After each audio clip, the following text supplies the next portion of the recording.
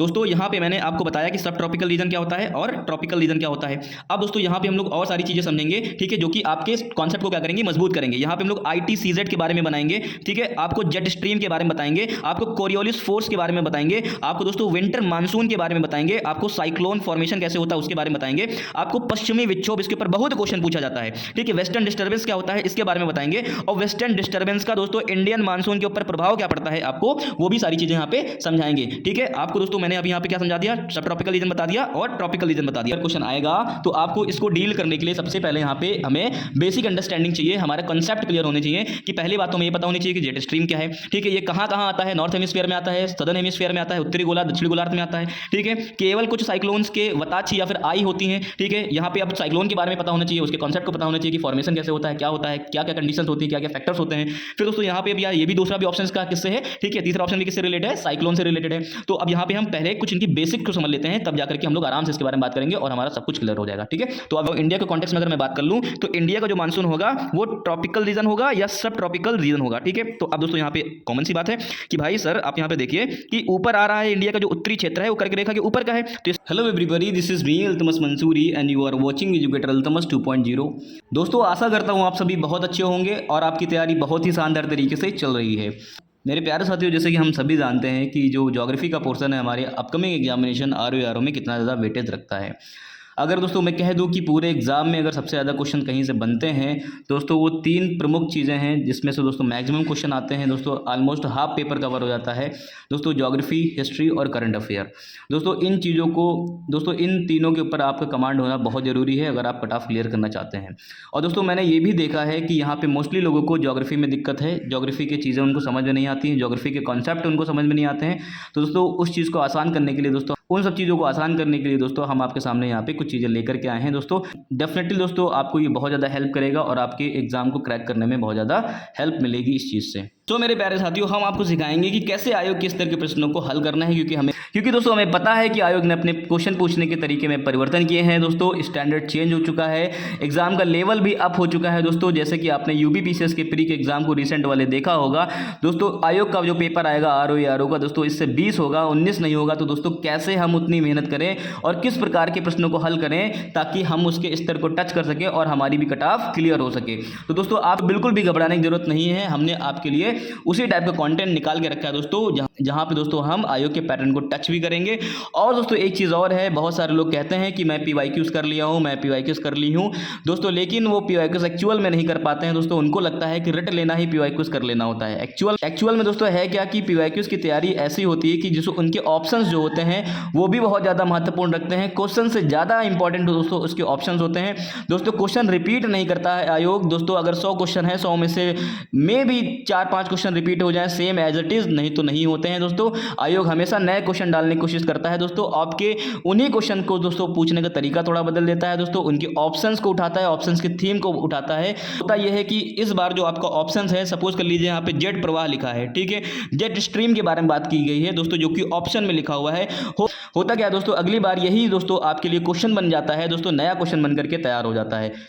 जिसने भी दोस्तों नोट्स नहीं बनाए हैं उनको भी चिंता करने की जरूरत नहीं है, जो बिगिनर्स हैं उनको भी चिंता करने की आवश्यकता नहीं है दोस्तों, जिनका बार बार प्रीलिम्स रुक रहा है उनको भी चिंता करने की जरूरत नहीं दोस्तों, चाहे वो हाउस वाइफ हो, चाहे वो वर्किंग क्लास के लोग हों दोस्तों, सबका समाधान यहाँ पे करके दूंगा दोस्तों। आपको जो कंटेंट दे रहा हूँ अभी आप थोड़ी देर में देखने वाले हैं कि दोस्तों यहाँ पे किस स्तर से हम आपके साथ एनर्जेटिक होकर के काम कर रहे हैं। तो दोस्तों आप हमारे साथ लगातार बने रहें दोस्तों, एग्जाम तक की जुड़े रहें दोस्तों, आपको मैं डेफिनेटली हेल्प करता रहूँगा। सो चलिए शुरू करते हैं। सो मेरे प्यारे साथियों, ठीक है, अब यहाँ पे क्वेश्चन को थोड़ा सा ध्यान देंगे कि निम्नलिखित कथनों पर विचार कीजिए। मैंने आपको पहली प्राथमिकता पहले बता रखी है कि आपको क्वेश्चन को बहुत ही अच्छे से पढ़ना है, भले आप में इसमें 10 सेकंड एक्स्ट्रा लग जाएं, ठीक है, क्योंकि क्वेश्चन की भाषा ही सब कुछ है, ठीक है। आपको भाषा से ही क्या कर लेता है, क्वेश्चन फंसा लेता है। तो दोस्तों आपको फंसना नहीं है, ठीक है, जो ट्रैप बिछाया जाता है वो ट्रैप में आना नहीं है, ठीक है। चलिए, जेट प्रवाह केवल उत्तरी गोलार्ध में होता है, ठीक है। अब यहाँ पे क्या बोल रखा है, जो जेट स्ट्रीम होता है, ठीक है, इसको इंग्लिश में हम लोग क्या बोलेंगे, जेट स्ट्रीम, जेट प्रवाह केवल उत्तरी गोलार्ध में होता है, ठीक है। अभी एक एक चीज़ों के ऊपर हम लोग डिटेल में बात करेंगे, ठीक। पहला ऑप्शन ये हो गया। फिर दूसरा ऑप्शन क्या रखा है कि केवल कुछ चक्रवात ही केंद्र में वताक्षी उत्पन्न करते हैं। वताक्ष का मतलब क्या होता है, सेंटर में आई बनाते हैं। क्या बनाते हैं, आई बनाते हैं, ठीक है। मतलब कि जैसे कि ये साइक्लोन हो गया, ठीक है, साइक्लोन हो गया, इसके बीच में क्या बनना, सेंटर है, जिसको हम लोग उसकी क्या बोलते हैं, साइक्लोन की आई बोलते हैं, ठीक है। फिर तीसरा ऑप्शन क्या रखा है कि चक्रवात की वताक्ष के अंदर का तापमान, मतलब इसके जो आँख है, आई है, इसके अंदर का जो टेम्परेचर है, तापमान जो है वो आसपास के, मतलब उसके आसपास के टेम्परेचर का लगभग 10 डिग्री से क्या होता है दोस्तों, कम होता है, ठीक है। क्या होता है, कम होता है। तो दोस्तों यहाँ पे फिर इसके ऑप्शन दे रखे हैं कि केवल एक सही है, 2 सही, 3 सही, केवल 2 सही, 1 या फिर 3 सही है। तो मेरे प्यारे साथियों, जरा मैं यहाँ पे क्वेश्चन के, जब तक दोस्तों इस टाइप का अगर क्वेश्चन आएगा तो आपको इसको डील करने के लिए सबसे पहले यहाँ पे हमें बेसिक अंडरस्टैंडिंग चाहिए, हमारा कंसेप्ट क्लियर होने चाहिए कि पहली बात तो हमें ये पता होनी चाहिए कि जेट स्ट्रीम क्या है, ठीक है, ये कहाँ कहाँ आता है, नॉर्थ हेमिस्फीयर में आता है, सदर्न हेमिस्फीयर में आता है, उत्तरी गोलार्ध, दक्षिणी गोलार्ध में आता है, ठीक है। केवल कुछ साइक्लोन्स के वताक्षी या फिर आई होती हैं, ठीक है। यहाँ पे अब साइक्लोन के बारे में पता होना चाहिए, उसके कॉन्सेप्ट को पता होना चाहिए कि फॉर्मेशन कैसे होता है, क्या होता है, क्या क्या कंडीशंस होती है, क्या क्या फैक्टर्स होते हैं। फिर दोस्तों यहाँ पे अब यार ये भी दूसरा भी ऑप्शन इसका किससे है, ठीक है, तीसरा ऑप्शन भी किससे रिलेटेड है, साइक्लोन से रिलेटेड है।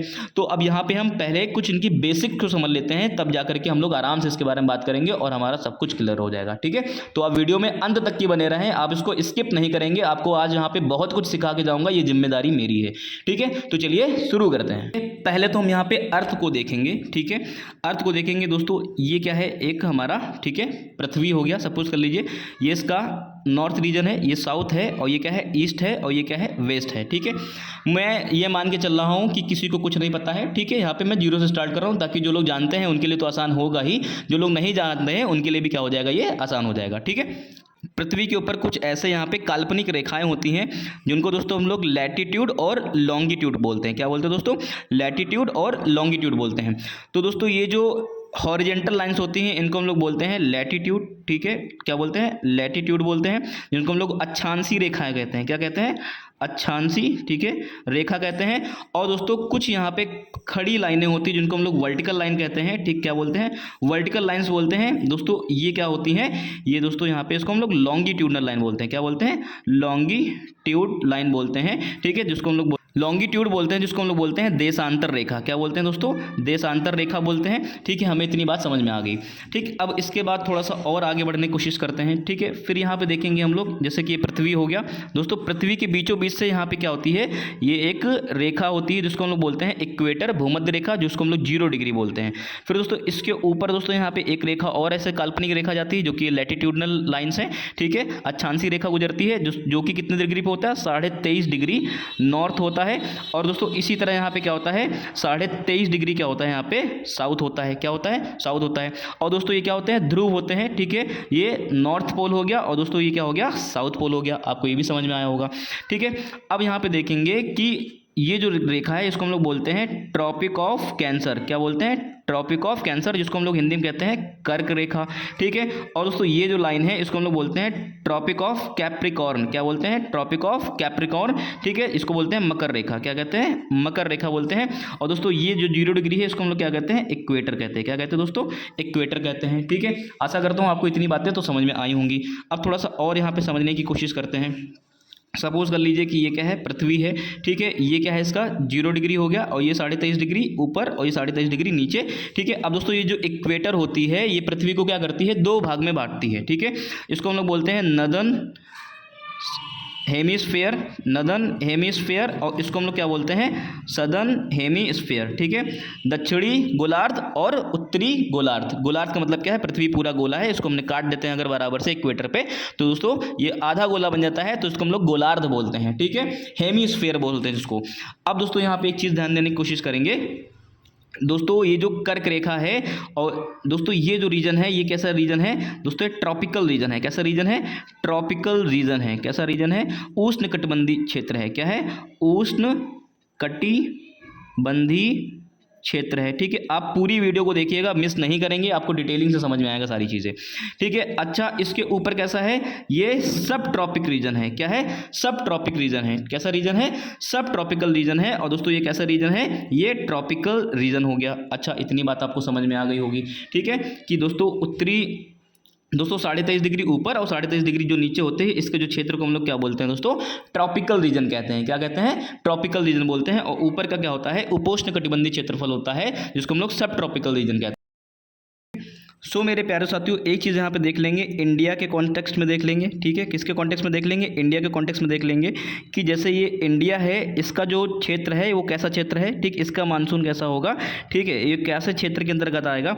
जैसे हमें पता है कि जैसे ट्रॉपिक ऑफ कैंसर है, जो कर्क रेखा है, भारत के 8 राज्यों से होकर के गुजरती है। ठीक है दोस्तों, अब यहाँ पे देखेंगे, सपोज कर लीजिए कि यहाँ पे ये क्या है, ये इंडिया बना हुआ है। क्या बना हुआ है? ये इंडिया बना हुआ है। ठीक है, अब इंडिया बना हुआ है तो दोस्तों आप ये देखेंगे कि ये जो लाइन है कर्क रेखा है, तो कर्क रेखा के ऊपर दोस्तों क्या है, ये नॉर्थ रीजन है अपने इंडिया का, और कर्क रेखा के नीचे क्या है, ये पेनिनसुलर रीजन है। ठीक है, ये साउथ इंडिया है। तो अब क्या है कि अगर जो कर्क रेखा के अंदर, जैसा अभी मैंने बताया कि ये कर्क रेखा के इस तरफ और यहाँ तक कि दोस्तों क्या है, ट्रॉपिकल रीजन है, उष्णकटिबंधीय क्षेत्रफल है। लेकिन इसके ऊपर जाएंगे तो ऊपर क्या हो जाएगा, सब ट्रॉपिकल रीजन आ जाएगा। ठीक है, इसका मतलब क्या होगा, उपोष्णकटिबंधीय क्षेत्रफल हो जाएगा। तो अब अच्छा एक बात बताओ, इंडिया के कॉन्टेक्स्ट में अगर मैं बात कर लूँ तो इंडिया का जो मानसून होगा वो ट्रॉपिकल रीजन होगा या सब ट्रॉपिकल रीजन होगा। ठीक है, तो अब दोस्तों यहाँ पे कॉमन सी बात है कि भाई सर आप यहाँ पे देखिए कि ऊपर आ रहा है, इंडिया का जो उत्तरी क्षेत्र है वो कर्क रेखा के ऊपर का है, तो इस तरीके से कैसी है, ट्रॉपिकल रीजन में है, उष्णकटिबंधीय क्षेत्रफल में है। सर ये कैसे हो सकता है? दोस्तों यहाँ पे हमें पता है कि यहाँ पे क्या है, हिमालय बना हुआ है। हिमालय दोस्तों क्या कर लेता है, ऊपर से आने वाली ठंडी हवाओं को, क्योंकि हमें पता है कि ये दोस्तों कैसा है, ये नॉर्थ फ्रिजिड जोन है। नॉर्थ फ्रिजिड जोन का मतलब क्या है कि ऊपर का क्षेत्र क्या रहता है, ऑल टाइम क्या रहता है, ठंडा रहता है। क्या रहता है, -डिग्री टेम्परेचर चला जाता है। तो ऊपर से जो आने वाली ठंडी हवाएं हैं, तो उनका प्रहरी कौन बन जाता है, अपना माउंट एवरेस्ट, हिमालय क्या बन जाता है, अपना हिमालय। ठीक है, अपने देश में खड़ा जो हिमालय है, ठीक है, ये क्या बन जाता है, प्रहरी बन करके खड़ा हो जाता है। ठीक है, तो दोस्तों आप यहाँ पे समझ गए होंगे कि ऊपर से आने वाली ठंडी हवाएं जो हैं वो भारत में प्रवेश नहीं कर पाती हैं।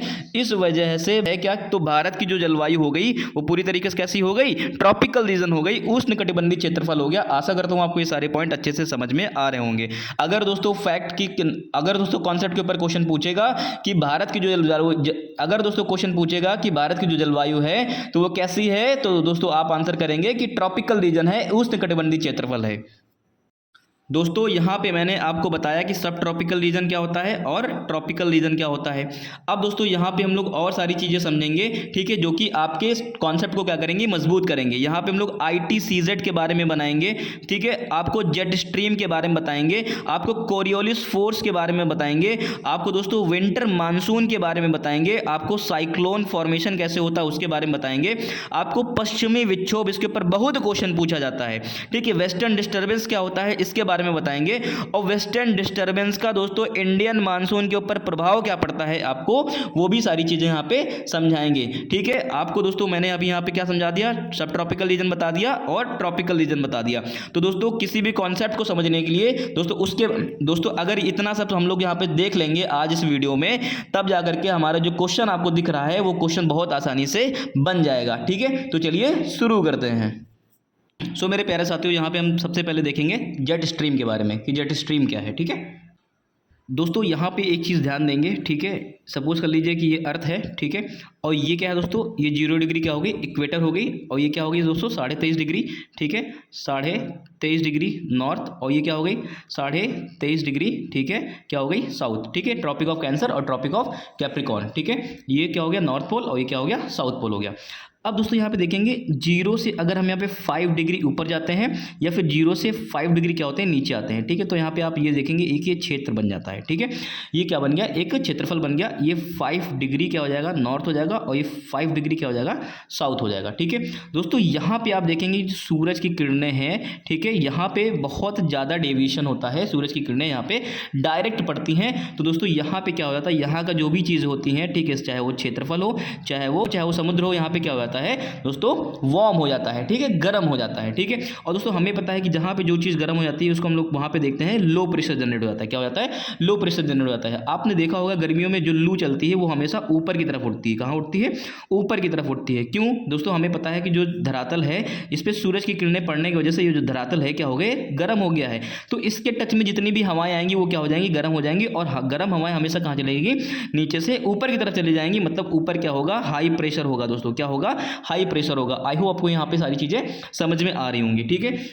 तो जहां पे लो प्रेशर होता है वहां पे दोस्तों क्या हो जाता है? वार्म रीजन होता है। क्या होता है? वार्म रीजन हो जाता है, ठीक है। तो दोस्तों जो 0 से 5 डिग्री नॉर्थ में और जो 0 से 5 डिग्री साउथ में जो रीजन होता है इसको हम लोग क्या बोलते हैं? ITCZ जोन बोलते हैं। क्या बोलते हैं? ITCZ जोन बोलते हैं, इंटर ट्रॉपिकल कन्वर्जन जोन। दोस्तों आपको ये चीज समझ में आई होंगी। अब दोस्तों हमें पता है कि ये कैसा रीजन है? 23.5 डिग्री ऊपर, 23.5 डिग्री नीचे। दोस्तों एक ऐसा रीजन होता है? ट्रॉपिकल रीजन होता है। कैसा रीजन होता है? ट्रॉपिकल रीजन होता है दोस्तों। अब यहाँ पे देखेंगे, अब ये दोस्तों कैसा रीजन है? उसके ऊपर वाला सब ट्रॉपिकल रीजन है दोस्तों। यहाँ पे क्या है? ये नॉर्थ, दोस्तों ये क्या है दोस्तों? नॉर्थ पोल है दोस्तों। ये नॉर्थ फ्रिजिड जोन का रीजन आ जाता है, ठीक है। अब दोस्तों ऑब्वियस सी बात है, यहाँ पे दोस्तों ये पोलर रीजन है। यहाँ पे दोस्तों क्या होता है? बर्फ होती है दोस्तों। यहाँ पे क्या होता है? ग्लेशियर्स होते हैं, बर्फ होती है। तो दोस्तों यहाँ से जो ठंडी हवाएं आती हैं वो इधर की तरफ आती हैं। किधर की तरफ आती हैं? नीचे की तरफ आती हैं, ठीक है।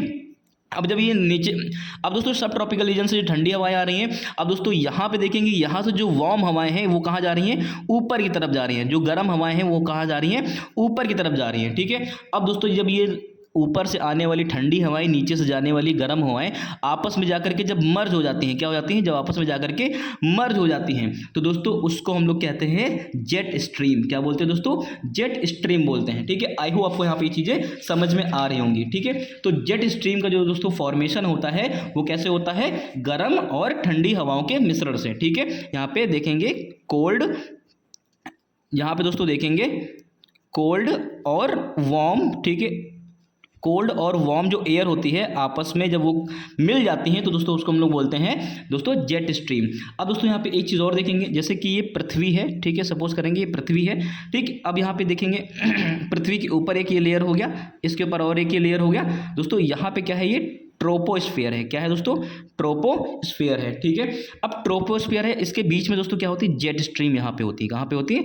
जेट स्ट्रीम ट्रोपोस्फीयर के नीचे होती है दोस्तों। अब दोस्तों जमीन से कितना होती है? जमीन से दोस्तों 9 से 10 माइल ऊपर होती है। कितना होती है? 9 से 10 माइल ऊपर से होने वाली जो ये पृथ्वी है, इस पृथ्वी से 9-10 माइल ऊपर जो हवाएं चलती हैं, जो ठंडी हवाएं चलती हैं दोस्तों, उनको हम लोग क्या कहते हैं? जेट स्ट्रीम कहते हैं। और उनका फॉर्मेशन भी मैंने आपको बता दिया कि गर्म और ठंडी हवाओं के मिलने की वजह से हो जाता है, ठीक है। आई होप आपको ये पॉइंट तो अच्छे से समझ में आ ही गए होंगे, ठीक है। और दोस्तों यहाँ पे देखेंगे जो जेट स्ट्रीम है इसके बारे में और क्या देखेंगे कि इनकी जो हवाएं होती हैं वो दोस्तों वेस्ट से ईस्ट की तरफ चलती है। किधर से चलती हैं? पश्चिम से पूर्व की तरफ बढ़ती हैं। जो हवाएं होती हैं पश्चिम से किधर चलती हैं? पूर्व की तरफ हो जाती हैं, ठीक है दोस्तों। अब यहाँ पे देखेंगे जो जेट स्ट्रीम है, क्या जो जेट स्ट्रीम है दोस्तों, ये ट्रोपोपॉज की ऊंचाई के पास स्थित होती है। कहाँ पे होती है? ट्रोपोपॉज, ठीक है। क्या? ट्रोपोपॉज के ऊंचाई पे होती हैं, उन्हीं के हाइट पे दोस्तों यहाँ पे उनको देखा जाता है। अब ट्रोपोपॉज क्या है दोस्तों, आप इसको थोड़ा सा गूगल करके देख लें, ठीक है। तो दोस्तों हमने जेट स्ट्रीम के बारे में और क्या जाना कि इनका जो फॉर्मेशन होता है वो उनका जो फॉर्मेशन होता है वो ठंडी और गर्म हवाओं के मिश्रण से होता है दोस्तों। और दोस्तों इनकी जो दिशा होती है वो वेस्ट से किधर की तरफ होती है? ईस्ट की तरफ होती है। और दोस्तों ये ऑब्वियसली देखने वाली बात है कि दोस्तों ये कैसी होती हैं? ये ठंडी हवाएं होती हैं। कैसी होती है? ठंडी हवाएं होती हैं। क्या होती है दोस्तों? ठंडी हवाएं होती हैं। और दोस्तों यहाँ पे एक चीज़ और देखने को मिल जाता है कि दोस्तों ये कभी भी स्टार्ट हो सकती हैं और कभी भी क्या हो सकती हैं? स्टॉप हो सकती हैं। और कभी भी क्या हो सकती है? ये दो धाराओं में विभक्त भी हो सकती हैं और कभी भी दो धाराएं आपस में मिलकर के ये सिंगल धारा में भी बह सकती है। आपको ये फैक्ट भी जानना चाहिए। फिर दोस्तों यहाँ पे एक फैक्ट और देख लेंगे कि जो इनके जो बहाव का जो दिशा है, ठीक है दोस्तों, अभी भी देखेंगे ये कहाँ कहाँ बहती हैं, ठीक है। तो दोस्तों हमें पता है ये नॉर्थ हेमीस्फीयर है और दोस्तों ये क्या है? साउथ हेमीस्फीयर है, ठीक है। तो दोस्तों ये नॉर्थ हेमीस्फीयर में भी बहती हैं, ठीक है, और ये साउथ हेमीस्फीयर में भी बहती हैं। लेकिन दोस्तों कहाँ तक बहती हैं आप जरा ध्यान देंगे, जो 20 डिग्री नॉर्थ और 20 डिग्री दोस्तों क्या करेंगे, ठीक है, साउथ करेंगे। 20 डिग्री नॉर्थ और 20 डिग्री साउथ की जो ये लैटिट्यूडनल लाइन होती है इसके ऊपर दोस्तों बहती हैं। दोस्तों कहाँ बहती हैं? उसके ऊपर और यहाँ पे बहती हैं, ठीक। आई होप आपको ये पॉइंट समझ में आ रहे होंगे कि आप यहाँ पे जेट स्ट्रीम के बारे में थोड़ा सा अवेयर हो गए हैं। ठीक है, तो दोस्तों हम यहाँ पे जेट स्ट्रीम के बारे में समझ लिया। अब दोस्तों जेट स्ट्रीम जो है दोस्तों यहाँ पे क्या करता है, ये वेस्टर्न डिस्टर्बेंस क्रिएट करता है। क्या करता है, वेस्टर्न डिस्टर्बेंस क्रिएट करता है। कहने का मतलब क्या है, जो पश्चिमी विक्षोभ होता है, ठीक है, जो पश्चिमी विक्षोभ होता है जिसके कारण विंटर में मानसून बनता है। क्या बनता है, विंटर में दोस्तों क्या बनता है, मानसून बनता है। वो किसके वजह से बनता है दोस्तों, वेस्टर्न डिस्टर्बेंस की वजह से बनता है। तो चलिए हम यहाँ पे इसको भी अच्छे से समझ लेते हैं। सो मेरे प्यारे साथियों, जैसे कि मैंने आपको बताया कि जो जेट स्ट्रीम होती हैं, जो जेट धाराएं होती हैं, वो नॉर्थ हेमिस्फीयर में भी बहती हैं और साउथ हेमिस्फीयर में भी बहती हैं। ठीक है, तो अब जरा इसके ऑप्शन को देखने की कोशिश करेंगे साथियों। अब इसके ऑप्शन को भी देखने को यहाँ पे कोशिश करेंगे। ठीक है, ऑप्शन में क्या रखा है कि जेट प्रवाह केवल उत्तरी गोलार्ध में होते हैं। तो दोस्तों आपको मैंने यहाँ पे जैसे बताया कि दोस्तों उत्तरी गोलार्ध में नहीं होते, बोथ का मतलब क्या होता है, दोनों में होते हैं। कहाँ पे होते हैं, दोनों में बहते हैं। तो दोस्तों ऑप्शन नंबर 1 इनका क्या हो गया, यहाँ पे रॉन्ग स्टेटमेंट हो गया। क्या हो गया, ऑप्शन नंबर 1 क्या हो गया, यहाँ पे गलत हो गया। ठीक है, अब दोस्तों यहाँ पे ऑप्शन नंबर 2 के बारे में बात कर लेते हैं। यहाँ पे दोनों जो ऑप्शन है यहाँ पे 2 और 3 वो किसके बारे में दे रखा है, साइक्लोन के बारे में दे रखा है। ठीक है, तो यहाँ पे साइक्लोन के बारे में भी थोड़ी सी चीजें जानने की कोशिश करेंगे। दोस्तों यहाँ पे मैं साइक्लोन्स के बारे में बात कर रहा था। ठीक है, तो यहाँ पे पहले देखेंगे कि साइक्लोन्स हैं क्या। ठीक है, व्हाट आर साइक्लोन्स। ठीक है, साइक्लोन है क्या, type of the cyclones, cyclone के प्रकार कितने होते हैं, वेयर दे फॉर्म्स, वो कहाँ पे दोस्तों बनते हैं। ठीक है, व्हेन दे फॉर्म्स, दोस्तों कब बनते हैं। ठीक है, हाउ दे फॉर्म, वो कैसे बनते हैं। आज इन सभी पहलुओं के ऊपर हम लोग यहाँ पे बात करने वाले हैं। ठीक है, तो दोस्तों यहाँ पे पहले से देखेंगे कि साइक्लोन क्या होता है। ठीक है, दोस्तों होता क्या है कि जब दोस्तों साइक्लोन है क्या, जब दोस्तों हवाएं क्या करती हैं, साइक्लिक रोटेशन करती हैं। क्या कैसे करती हैं, चक्रीय घूर्णन गति करती हैं। ठीक है, चक्रीय गति करती हैं दोस्तों। तो दोस्तों हम लोग क्या कहते हैं कि वो साइक्लोन है। ठीक है, चक्रवात है। ठीक है, अब दोस्तों यहाँ पे देखेंगे ये 2 प्रकार के होते हैं, एक होता है क्लॉकवाइज, एक होता है एंटी क्लॉकवाइज। क्लॉकवाइज का मतलब क्या है कि जो घड़ी की सुई की दिशा में घूमता है, और एक होता है कि जो घड़ी की सुई के विपरीत दिशा में घूमता है। ठीक है, दोस्तों यहाँ पे देखेंगे लो प्रेशर सेंटर होता है दोस्तों। ठीक है, जहाँ पे दोस्तों इसकी आंख होती है वहाँ पे क्या होता है, लो प्रेशर सेंटर होता है। ठीक, मैंने आपको बताया था जहां पे दोस्तों हीट हो जाता है, वार्म हो जाता है,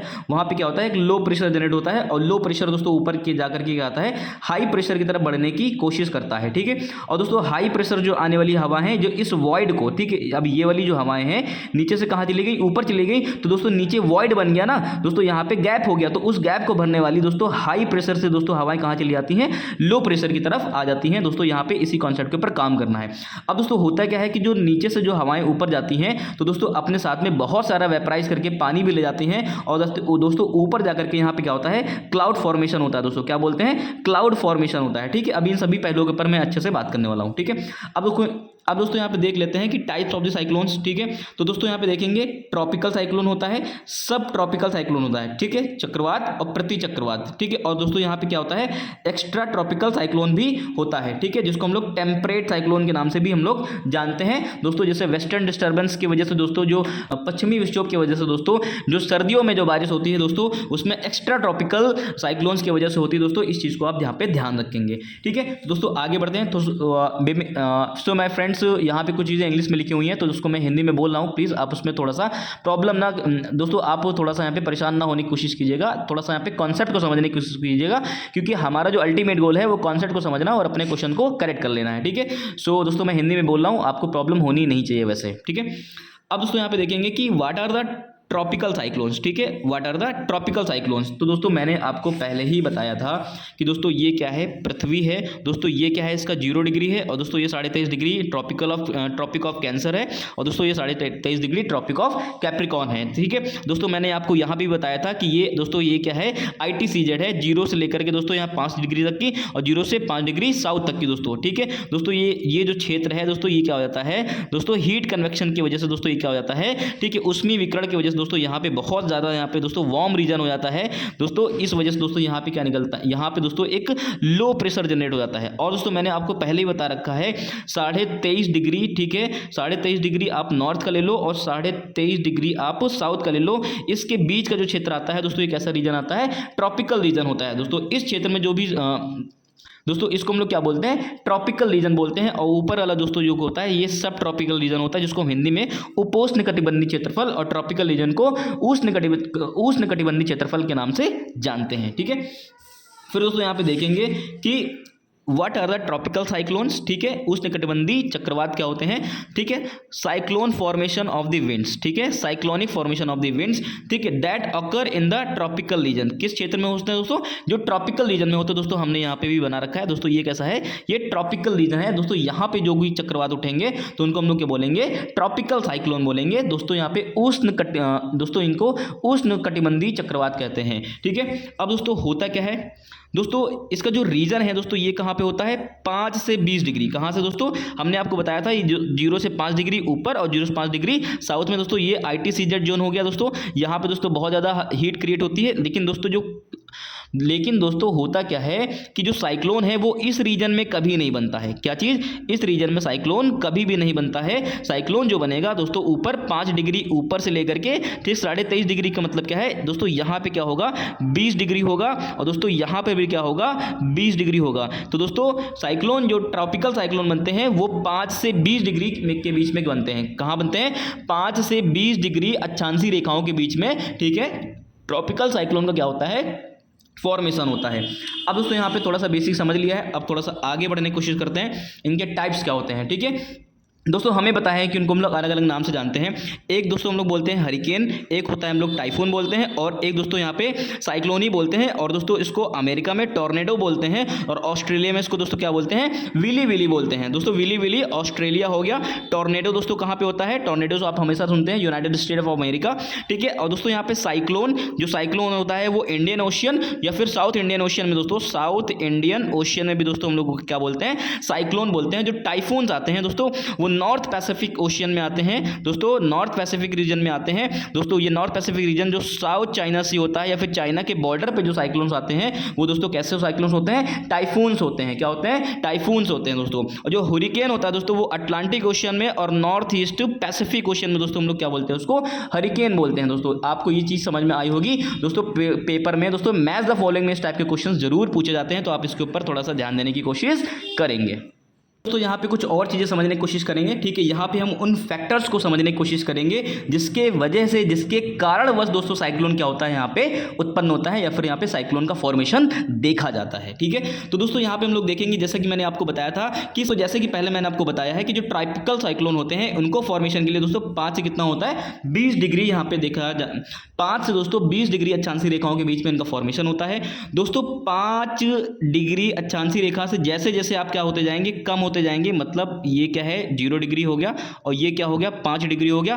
5 से जैसे ही इक्वेटर की तरफ बढ़ने लग जाएंगे तो देखेंगे कि यहाँ पे साइक्लोन का फॉर्मेशन क्या हो रहा है, कम होने लग गया है। क्यों, क्योंकि दोस्तों साइक्लोन फॉर्मेशन में कोरियोलिस इफेक्ट जो होता है वो बहुत ज़्यादा मेजर रोल प्ले करता है। क्या करता है, मेजर रोल प्ले करता है, ठीक है। तो दोस्तों अगर हम कोरियोलिस फोर्स के बारे में जानना है तो थोड़ा सा इसको भी हम लोग समझ लेते हैं, ठीक है। दोस्तों हमें पता है कि पृथ्वी क्या कर रही है, घूर्णन कर रही है। तो दोस्तों यहाँ पे दोस्तों पृथ्वी क्या कर रही है, घूर्णन कर रही है। क्या कर रही है, घूर्णन कर रही है। तो दोस्तों यहाँ से जो ठंडी हवाएं आती हैं वो इस डायरेक्शन में आती हैं और दोस्तों जो गर्म हवाएं हैं वो इस डायरेक्शन में चलती हैं दोस्तों। इस तरह से यहाँ पे इन हवाओं का जाना दोस्तों और दोस्तों इनका यहाँ पे इस तरह से मोशन होना दोस्तों। आप यहाँ पे देखेंगे जब भी कोई चीज़ ऐसे आ रही है और जब भी कोई चीज़ ऐसे जा रही है तो इसके बीच में दोस्तों यहाँ पे क्या हो जाएगा, एक साइक्लिक मोशन हो जाएगा। क्या हो जाएगा, एक सर्कुलेटरी मोशन हो जाएगी दोस्तों। इस चीज़ को हम लोग बोलते हैं दोस्तों, इस चीज़ को हम लोग बोलते हैं यहाँ पे कोरियोलिस फोर्स बोलते हैं। क्या बोलते हैं, कोरियोलिस बल के नाम से जानते हैं दोस्तों। क्वेश्चन पूछा जाता है कि साइक्लोन फॉर्मेशन में कोरियोलिस रोल प्ले करता है अथवा नहीं करता है। तो दोस्तों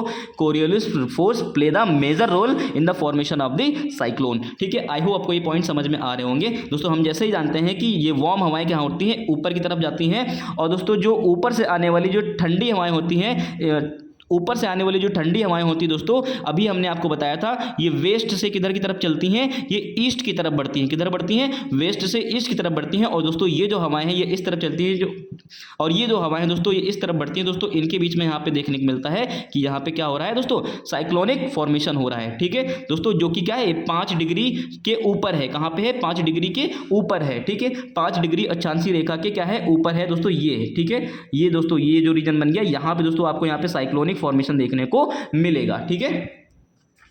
अब दोस्तों यहाँ पे हमने ये सारी बात समझ ली कि कोरियोलिस इफेक्ट क्या करता है, रोल प्ले करता है।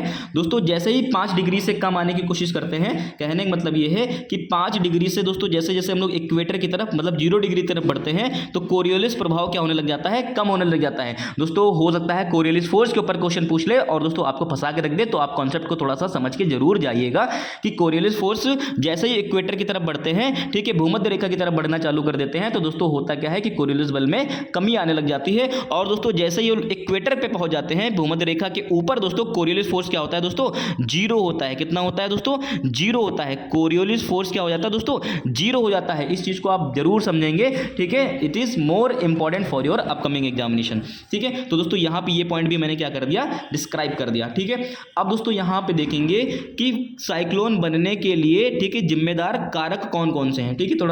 थोड़ा राइटिंग पे दोस्तों ना जाइएगा, मेरी भाषा और लैंग्वेज को समझने की कोशिश कीजिएगा, ठीक है।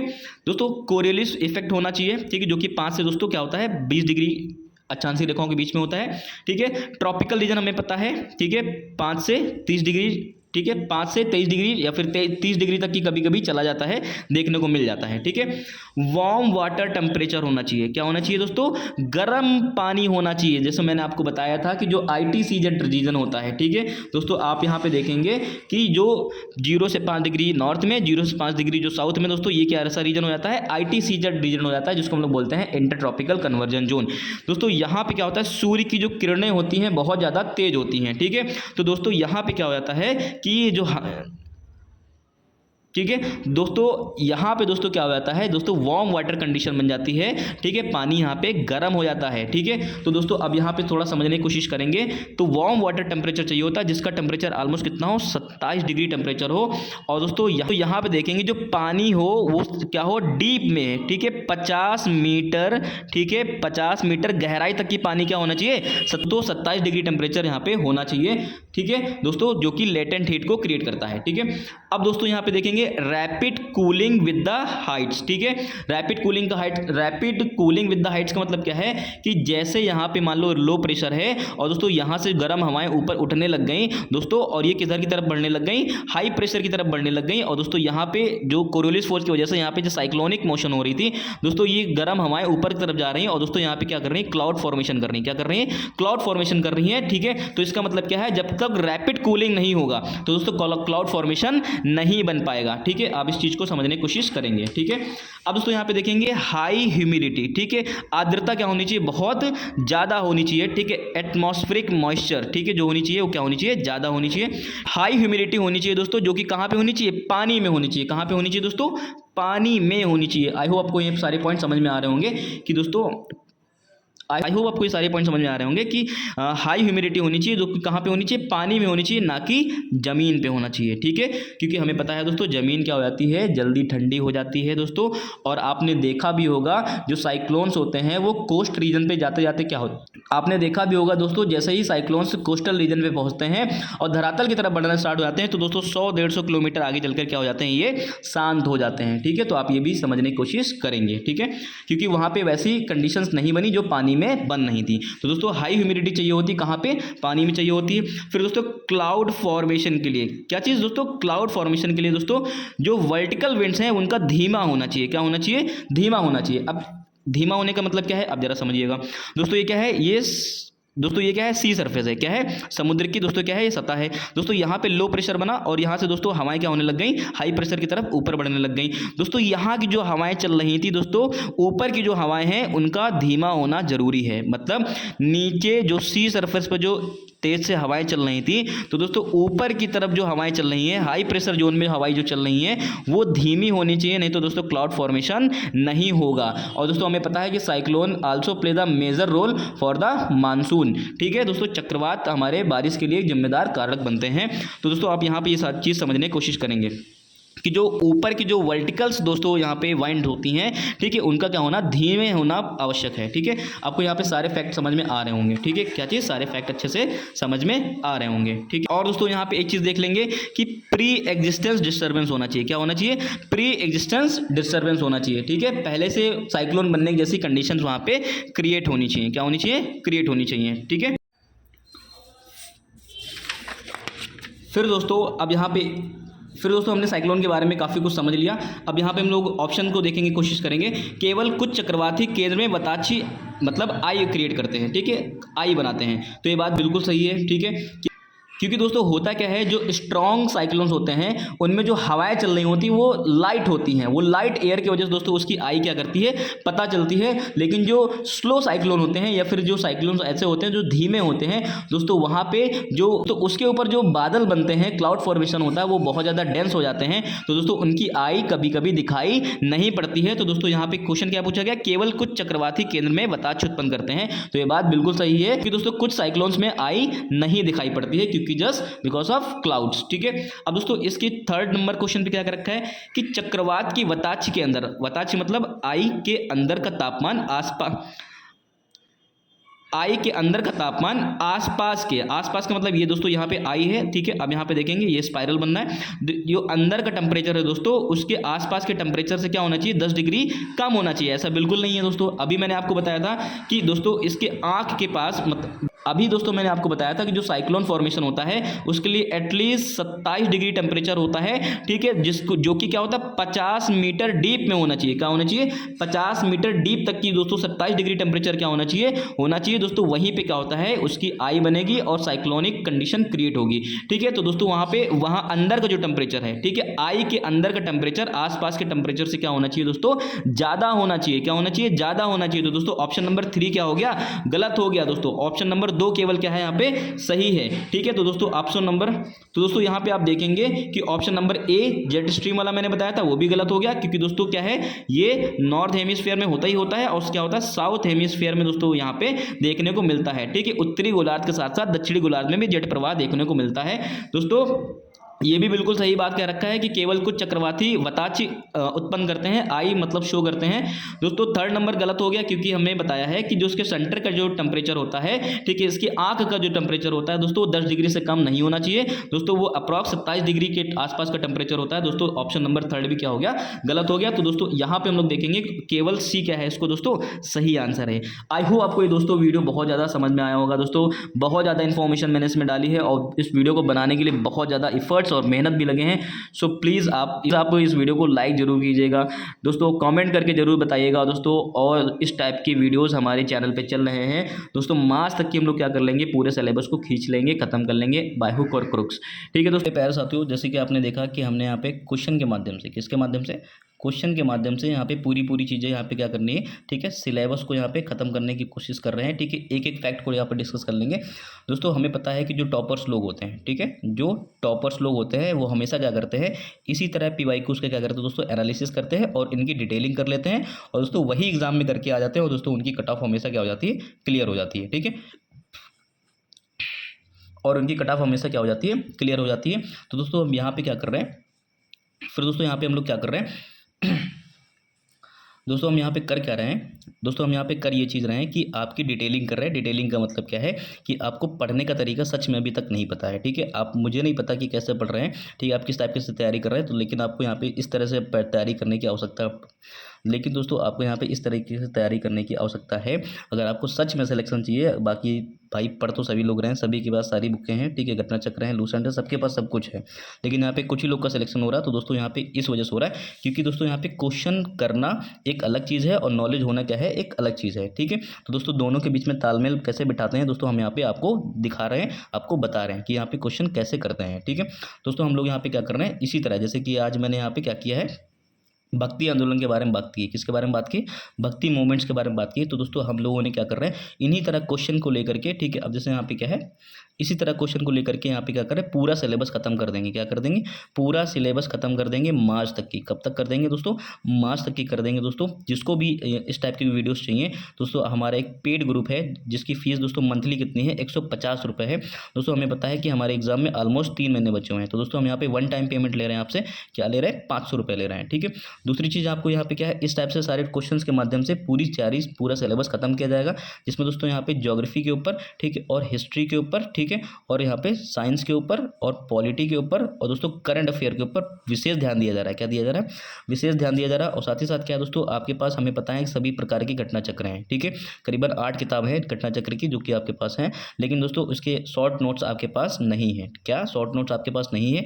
और दोस्तों पेपर जब देने जाएंगे तो आपको पता है कि पेपर के पहले आपको पूरा रिवाइज करना होता है, लेकिन आप दोस्तों अब इतना टाइम बचा नहीं है कि आप शॉर्ट नोट्स बना पाएंगे। तो दोस्तों हम यहाँ पे आपको इस पेड ग्रुप में आपको सारी एक एक चैप्टर का एक एक टॉपिक वाइज यहाँ पे क्या कर रहे हैं, शॉर्ट नोट्स दिला रहे हैं, जिसमें एक भी चीज़ क्या कर रहे हैं, मिस नहीं की गई है। और वन लाइनर के फॉर्म में है दोस्तों। सभी बुक्स को यहाँ पे क्या किया गया है, 20-20, 30-30 पन्नों में क्या कर दी गई, खत्म कर दी गई, जो कि आपके रिवीजन पर्पस के लिए बहुत ज़्यादा नेसेसरी है। फिर दोस्तों तीसरी चीज़ हम यहाँ पे ये कर रहे हैं कि आपको रेगुलर 100 क्वेश्चन की क्विज करा रहे हैं। जो दोस्तों ग्रुप हमारा 4 मार्च से स्टार्ट हो गया था, जिसमें ऑलमोस्ट अभी तक के यहाँ पे 800 से लेकर के 1000 क्वेश्चन तक की क्या हो गए यहाँ पे डिस्कस हो चुके हैं, ठीक है। उसके बाद दोस्तों हमारा टारगेट है कि हमें 8 से 9000 क्वेश्चन यहाँ पे क्या करेंगे दोस्तों, करके जाएंगे, क्योंकि हमें पता है कि क्वेश्चन प्रैक्टिस करना is a very essential part of the preparation. क्योंकि दोस्तों हमें पता है कि आपने अगर 5000 क्वेश्चन किए हैं और किसी व्यक्ति ने अगर 10,000 क्वेश्चन किए हैं, तो दोस्तों सिलेक्शन किसका होगा आप खुद सोच के देखिए। आप 5000 सिचुएशन को देखे हैं दोस्तों, उसने 10,000 सिचुएशन को देखा, डैम श्योर इसका होगा। दोस्तों हमारा टारगेट है कि 8 से 9000 क्वेश्चन यहाँ पे क्या करेंगे, आपको प्रैक्टिस कराएंगे, जो कि आपकी तैयारी को क्या देगा, बूस्ट देगा और आपकी एक्यूरेसी रेट को क्या करेगा, हिट करेगा और अच्छा करेगा। फिर दोस्तों यहाँ पे एक चीज़ और आ जाती है, चैलेंजिंग है, जो कि करंट अफेयर है। करंट अफेयर दोस्तों लोगों को पता नहीं रहता है कि कहाँ से कितना पढ़ना है। दोस्तों इस ग्रुप में हम यहाँ पे क्या कर रहे हैं, आपको करंट अफेयर का भी एक स्ट्रैटेजिक वीडियो दे रहे हैं कि जो ऑथेंटिक है आपको इतना ही पढ़ना है। आपको इस पर वीडियो के माध्यम से साथ साथ में क्या कर रहे हैं, आपको सारी PDF भी दे रहे हैं, ठीक है।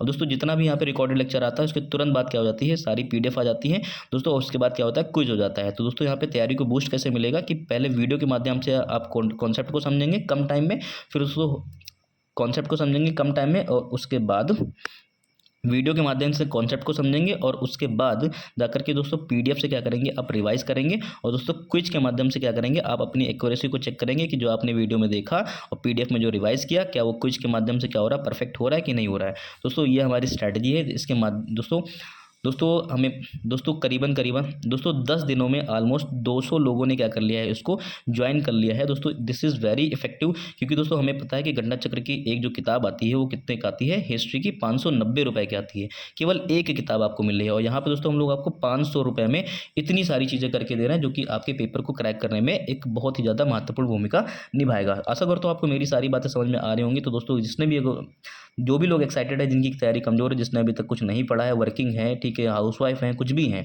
ठीक है दोस्तों, हम यहाँ पे आपके सिलेबस को मार्च के लास्ट तक की खींचने की पूरी कोशिश कर रहे हैं। फिर दोस्तों यहाँ अप्रैल और मई और जून, ठीक है, उस अप्रैल मई और अप्रैल मई दोस्तों हम लोग क्या करेंगे, यहाँ पे पेपर का रिवीजन करेंगे। अप्रैल और मई में दोस्तों हम लोग क्या कराएंगे, सिर्फ रिवीजन करेंगे और दोस्तों प्रैक्टिस करेंगे। रिवीजन प्रैक्टिस दोस्तों, हमें पता है कि revision is the key of the success, ठीक है। तो दोस्तों यहाँ पे हमारी ये सारी चीज़ें चल रही है, ये सारा इनिशिएटिव है, जो कि आपको सिर्फ 500 रुपये मिल रहा है, ठीक है। आशा करता हूँ आपको ये सारी बातें मेरी समझ में आई हैं, ठीक है। तो आप दोस्तों इस ग्रुप का पार्ट बने और दोस्तों अपनी तैयारी को और ज़्यादा इन्हेंस करें। ये मैं आपको गारंटी दे रहा हूँ कि जो चीज़ें मैं दूंगा वो ऑथेंटिक होंगी, रेलेवेंट होगी, जैसे आपने वीडियो में देखा है, ठीक है। दोस्तों जल्दी मिलते हैं आपको नेक्स्ट वीडियो में। Thank you so much for watching this video.